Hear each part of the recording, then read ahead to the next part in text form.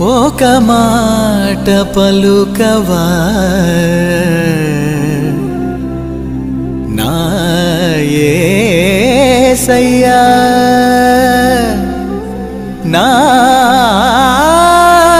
యేసయ్యా. పితా పుత్ర పవిత్రాత్మ నామమున ఆమేన్. ప్రియ స్నేహితులారా, మీ అందరికీ దేవుని యొక్క ఆశీస్సులను తెలియజేస్తూ మార్చి 8వ తారీఖు శుక్రవారం ఈనాటి దివ్య బలి పూజ పట్టణాల ధ్యానాంశానికి మిమ్మల్ని అందరినీ కూడా ప్రేమతో ఆహ్వానిస్తూ ఉన్నాను. హోషియా గ్రంథము 14వ అధ్యాయము 2వ వచనం నుండి 10వ వచనం వరకు, మార్కు సువార్త 12వ అధ్యాయం 28వ వచనం నుండి 34వ వచనం వరకు ఈనాటి సువిశేష పట్టణాన్ని చదువుకున్నట్లయితే, ధర్మశాస్త్ర బోధకుల్లో ఒకడు వచ్చి వారు తర్కించుట చూచి ఆయన చక్కగా సమాధానమిచ్చినని గ్రహించి, ఆజ్ఞలన్నిటిలో ప్రధానమైనది ఏది అని ప్రశ్నించెను. అందుకు యేసు, ఇజ్రాయేలీలారా వినుడు, మన దేవుడైన ప్రభువు ఏకైక ప్రభు.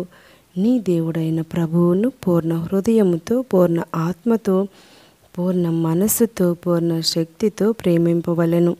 ఇది ప్రధానమైన ఆజ్ఞ. నిన్ను నీవు ప్రేమించుకున్నట్లు నీ పొరుగువానిని ప్రేమింపుడు. ఇది రెండవ ఆజ్ఞ. వీనిని మించిన ఆజ్ఞ మరి ఒకటి లేదు అని సమాధానమిచ్చెను. అప్పుడు అతడు, బోధకుడా, నీవు యథార్థమును చెప్పితివి. దేవుడు ఒక్కడే, ఆయన తప్ప మరి ఒకడు దేవుడు లేడు. అయినను పూర్ణ ఆత్మతో, పూర్ణ మనస్సుతో, పూర్ణ శక్తితో ప్రేమించుట, తనను తాను ప్రేమించుకున్నట్లు తన పొరుగువానిని ప్రేమించుట సమస్త హోమముల కంటే, సమస్త బలుల కంటే ఘనమైనది అని పలికెను. చక్కగా సమాధానమిచ్చిన ఆ ధర్మశాస్త్ర బోధకునితో యేసు, దేవుని రాజ్యమునకు నీవు దూరంగా లేవు అనెను. అటు తర్వాత ఆయనను ఎవరు ఏమియో అడుగుటకు సాహసించలేదు. ధ్యానం: ముక్తి కోసం ప్రయత్నించాలి, జీవిత గమ్యాన్ని చేరాలి, ప్రభువును తెలుసుకోవాలి, పూర్ణ హృదయంతో ప్రేమించాలి, సేవించాలి, అలాగే సాటి మనిషిని ప్రేమించాలి. అప్పుడే ముక్తి. ధర్మశాస్త్ర బోధకులకు ఇది మింగుడు పడని సమస్య అయింది. ధర్మశాస్త్ర బోధకుడు అడిగిన ప్రశ్నలకు ప్రభు సూటిగా సమాధానమిచ్చాడు. దేవుడు ప్రేమించుట, నీ తోటివాడిని ప్రేమించు.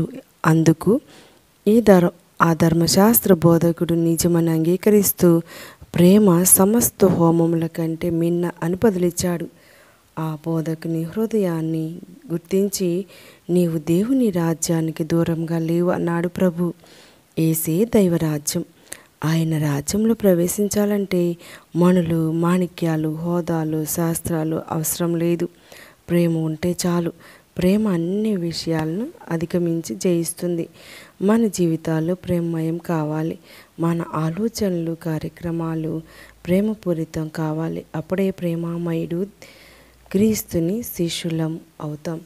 ప్రియ దేవుని బిడ్డలారా, మరి ఈనాడు సువిశేషంలో ప్రభువు ధర్మశాస్త్ర బోధకులతో ఒకనితో దేవుని రాజ్యమునకు నీవు దూరంగా లేవు అని అన్నారు. అసలు దేవుని రాజ్యమునకు మనల్ని దగ్గర చేసే విషయం ఏంటి అంటే, అలుపెరుగని ప్రార్థన, అలసిపోని విశ్వాసం, చెక్కు చెదరని దేవుని యందు ప్రేమ. వీటితో పాటు మనం చేసే మంచి పనులు, అవి ఇతరులతో మంచిగా మాట్లాడటం, ఇతరుల బాగు కోసం కృషి చేయటం, ఇతరులను క్షమించటం, మనల్ని బాధించే వారి కోసం ప్రార్థించటం.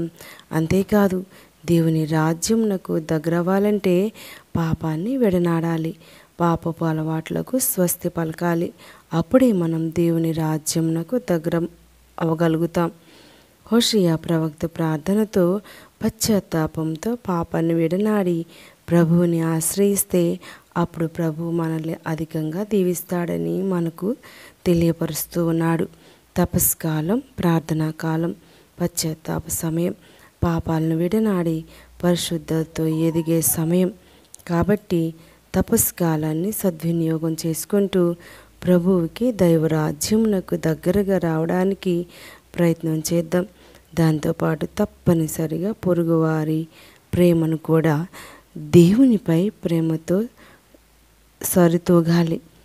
క్రీస్తు నూతన ఆజ్ఞ రెండు వైపులా నాణెమునకు ఉండే రెండు వైపు లాంటిది.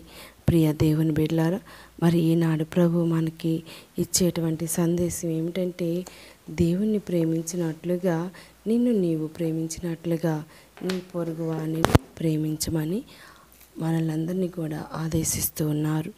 ప్రభుని ప్రేమించాలంటే పరిశుద్ధత లేకుండా ప్రభుని మనం ప్రేమించలేము. పశ్చాత్తాప హృదయంతో ప్రభుని చెంతకు చేరదాం. అలుపెరగని ప్రార్థనతో ప్రభుని ఆశ్రయించుదాం. దయగల దేవుడు ఆయన యొక్క కృపలో మనల్ని దాచిపెట్టునుగాక. దేవుని ఎక్కువగా ప్రేమించడానికి ఆయన కృప మనల్ని ఆవరించి ఉండునుగాక. ఆమేన్. పితా పుత్ర పవిత్ర ఆత్మ నామమున